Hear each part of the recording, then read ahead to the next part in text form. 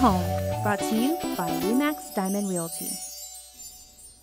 All right, everybody, welcome back to the show. One of the key things about understanding the real estate market on Guam is knowing if we're in a bust or a boom. That is very, very key. Fortunately, I don't have to worry about it because I got my buddy Liz Duenas here from RE/MAX Diamond Realty Guam. Half a day, Liz. Half a day. Okay, so you have been telling me for weeks, if not months, that Guam's real estate market is going to change and in dramatic ways, specifically because of the whole debate between the H-2B visas.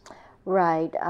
What happens is a lot of the contractors who had H-2 workers actually had to send them home. There was a window of time where the federal government says you can only have so many. So right now, I know there is a thing with the chamber and some attorneys. There is a suit going on because we need workers. You actually need it for the buildup. We need it for the homes. Our housing market already is limited in terms of inventory. So when people are looking to buy, because of our grants that the government is giving, they're able to buy something up to $250,000 and are able to get a grant. But even that supply is limited. I know they're working on probably increasing the limits on how high that they can use the grants for to purchase, but inventory is really slim. Is that because of a shrinking amount of actual physical land, or? Well, no, there's land out there and people are buying. The whole market supply. The whole market is supply and demand. Yeah. So as the inventory decreases, then the prices will start to go up. And the contractors their cost of building a home is also increasing. You know, a lot of our supplies come in from the mainland, some stuff come in from China, but if they're short on workers and they have to hire local workers also, even that is short in demand. I know with the military, they're starting to beef up their construction as well. The military buildup is coming.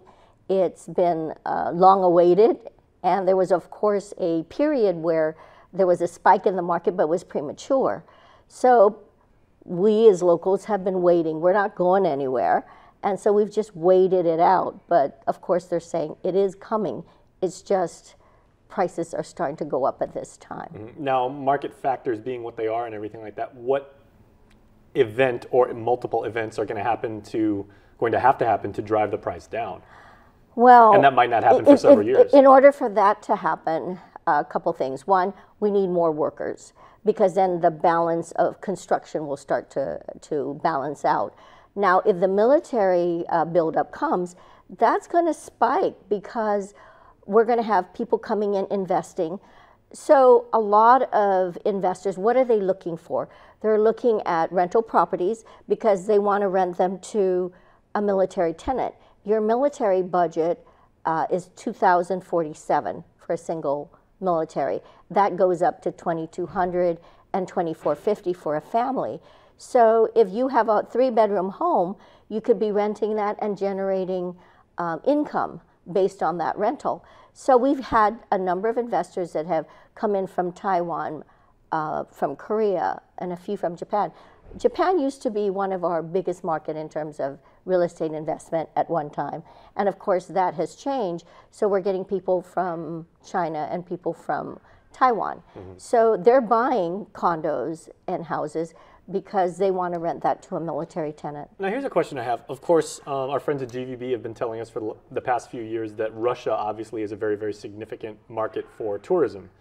Are you seeing anything with Russian citizens maybe buying summer homes here or just coming out here and setting up shop? There have been a few, but I would say we're probably seeing more investment out of Taiwan because there was like a flurry. And the interesting part is they were buying with cash. And there's a balance in terms of the market because if they're paying cash, normally if you were to buy, your first thing you would probably say, I want to buy it, but I want to get an appraisal because I'm getting a loan. So when you get an appraisal, your purchase agreement states that your purchase is subject to the property appraising at the purchase price. And then if it doesn't, then at that point you renegotiate that price.